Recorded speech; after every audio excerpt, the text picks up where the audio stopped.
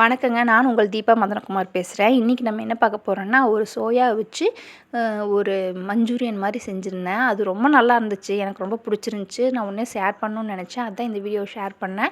உங்களுக்கு கண்டிப்பாக பிடிக்கும். வீட்டில் ட்ரை பண்ணி பார்த்துட்டு எப்படி இருந்துச்சுன்னு கண்டிப்பாக கமெண்ட் பண்ணுங்கள். சோயாவை 10 நிமிஷம் தண்ணியில் ஊற வச்சுட்டேன். ஊற வச்சு தண்ணியெல்லாம் நல்லா புழிஞ்சிட்டு மிக்சியில் போட்டு அரைச்சிட்டேன். ரொம்ப நைஸாகவும் அரைக்கக்கூடாது, ரொம்ப குரணையாகவும் அரைக்கக்கூடாது. ஓரளவுக்கு முக்கால் பதத்துக்கு அந்த மாதிரி அரைச்சிக்கணும். ஏன்னா நம்ம அதுக்குள்ளே வந்து கொஞ்சம் மசாலாஸ் போட்டு பிணைய போகிறோம். இஞ்சி பூண்டு பேஸ்ட்டுங்க, மிளகாத்தூள், மல்லித்தூள், கரம் மசாலா, சிக்கன் மசாலா, சோம்பு,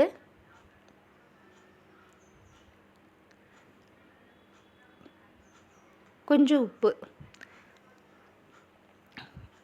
கலர் பொடி வேணும்னா போட்டுக்கலாம். நான் கொஞ்சம் ரெட்டிஷாக இருந்தால் நல்லாயிருக்குமேங்கிறதுக்காக லைட்டாக கலர் பொடி போட்டிருக்கேன். கார்ன்ஃப்ளவர் மாவு, மைதா மாவு, அரிசி மாவு போட்டு நல்லா பிணைஞ்சிக்கோங்க. சப்பாத்தி மாவு அளவுக்கு பிணைஞ்சிட்டு அதை வந்து சின்ன சின்ன உருண்டையாக பிடிச்சி வச்சுருங்க. அந்த சின்ன சின்ன உருண்டையாக பிடிச்சிட்டு அந்த பால்ஸை வந்து எண்ணெயில் போட்டு ஃப்ரை பண்ணி எடுத்துருங்க. எண்ணெயில் போடுறது அதே மாதிரி தான். எண்ணெய் ரொம்ப காஞ்சிருக்கவும் கூடாது, ரொம்ப காயாமல் இருந்தாலும் வேகாது. பால்குள்ளேயெல்லாம் வேகணும் இல்லைங்களா? அதனால் மீடியம் ஃப்ளேமில் வச்சு ரொம்ப மெதுவாக பொறுமையாக பொரிச்சு எடுங்க. பொரிச்சு எடுத்திங்கன்னா இந்த மாதிரி சோயா பால்ஸ் கிடைக்கும்.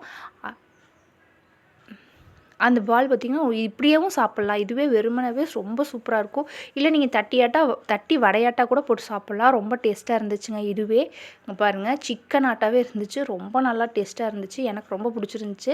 இப்படியே கூட செஞ்சு சாப்பிட்லாம். நான் இருந்தாலும் மஞ்சூரியன் மாதிரி செய்யலாமேன்னு சொல்லிவிட்டு ஒரு பாத்திரத்தில் ஒரு ஸ்பூன் வெண்ணெயை போட்டுட்டு, வெண்ணெய் காஞ்ச பிறகு பெரிய வெங்காயம் நல்லா பொடி பொடியாக நறுக்கி வச்சுருந்தேன். அதுவும் ஒரு பச்சை மிளகாயும் போட்டு அதையும் நல்லா ஃப்ரை பண்ணி எடுத்துட்டேன்.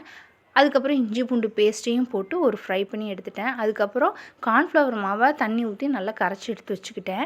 அது டொமேட்டோ சாஸு, சோயா சாஸு, கொஞ்சம் சால்ட்டு, கார்ன்ஃப்ளவர் மாவு எல்லாத்தையும் ஊற்றி கொஞ்சம் மீடியம் ஃப்ளேமில் வச்சு கொதிக்க விட்டேன். 2 நிமிஷம் கொதித்த பிறகு கொஞ்சம் ஹனி சேர்த்துனேன். ஹனி சேர்த்தும்போது அது ஒரு இனிப்பு டேஸ்ட்டு வந்துச்சுங்க.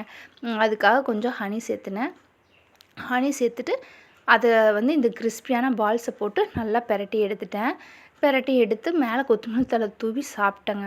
சூப்பராக இருந்துச்சு. எனக்கு ரொம்ப ரொம்ப பிடிச்சிருந்துச்சி. இது நல்ல ஹெல்த்தியான ரெசிபியும் கூட.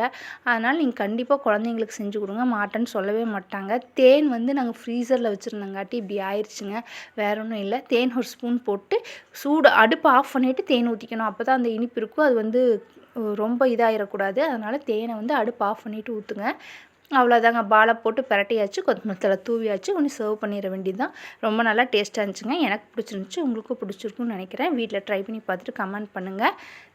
எங்களோட மசாலாஸ் தேவைப்பட்டால் கீழே வர வாட்ஸ்அப் நம்பரில் கான்டாக்ட் பண்ணுங்கள். நன்றி, வணக்கம். முன்னேறுவோம்.